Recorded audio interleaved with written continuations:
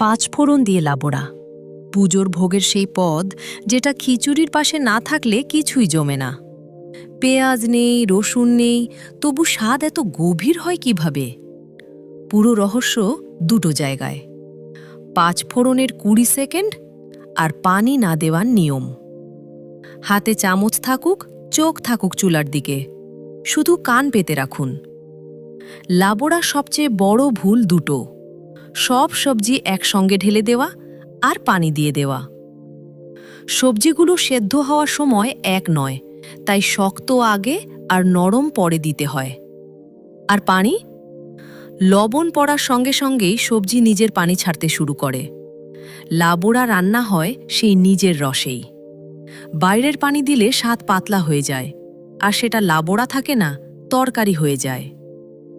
সবজি যা ঘরে আছে তাই: 400 গ্রাম মিষ্টি কুমড়া ডুমো করে কাটা, 250 গ্রাম আলু আর 150 গ্রাম মিষ্টি আলু, 200 গ্রাম বেগুন, 150 গ্রাম করে মূলা আর কাঁচা পেঁপে, 100 গ্রাম সিম বা বরবটি, 1 আঁটি শাকের ডাঁটা, আর 4 টেবিল চামচ সরিষার তেল।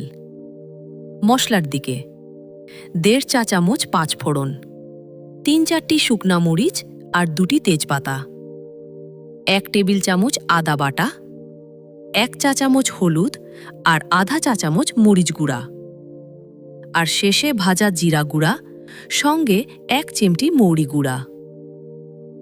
সব সবজি মোটামুটি এক মাপে আধা ইঞ্চি ডুমো করে কাটুন, তাতে সমানভাবে সেদ্ধ হবে। এবার 3টি আলাদা বাটিতে ভাগ করে রাখুন। শক্ত ভাগে আলু, মূলা, পেঁপে আর মিষ্টি আলু, মাঝারি ভাগে সিম, বরবটি আর শাকের ডাঁটা, নরম ভাগে কুমড়া আর বেগুন। আগে গুছিয়ে নিলে রান্নার সময় আর ভাবতে হবে না। সরিষার তেল ভালো করে গরম করুন, যতক্ষণ না হালকা ধোঁয়া ওঠে। তারপর আঁচ কমিয়ে কয়েক সেকেন্ড ঠান্ডা হতে দিন। ধোঁয়া ওঠা তেলে সরাসরি ফোড়ন দিলে বীজ মুহূর্তেই পুড়ে যাবে। এবার তেজপাতা আর গোটা শুকনা মরিচ দিন। 5 সেকেন্ড পর 5 ফোড়ন ছড়িয়ে দিন। কান পাতুন, বীজ চটপট শব্দে ফুটবে আর ঘ্রাণ বদলে মিষ্টি বাদামি হয়ে উঠবে। ঠিক ওইখানেই থামুন। হাতে সময় মোটে 20 সেকেন্ড।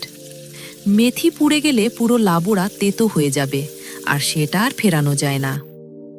ফোড়নের ঘ্রাণ ওঠা মাত্র আদা বাটা দিয়ে 30-40 সেকেন্ড নাড়ুন।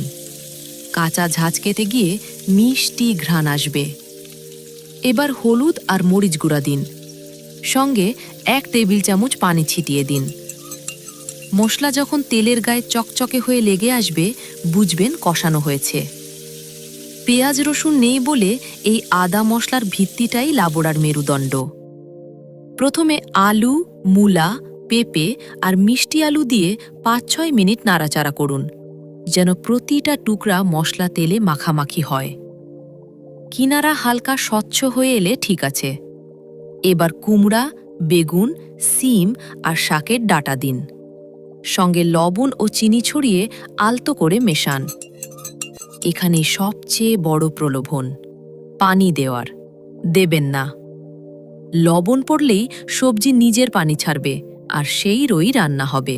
ঢাকনা দিয়ে একেবারে অল্প আঁচে 25 থেকে 30 মিনিট রাখুন।